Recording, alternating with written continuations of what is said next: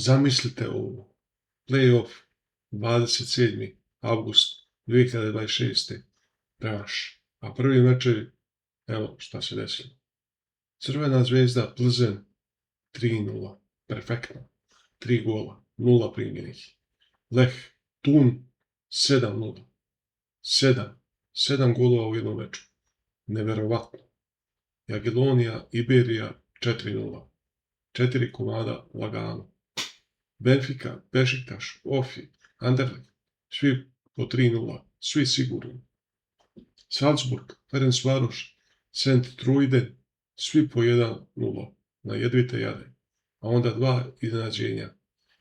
Egnatia, Lillestrøm, 0:0. Niko nije dao gol, niko. Craiova, Ararat, 1:1. Jedini pravi remi.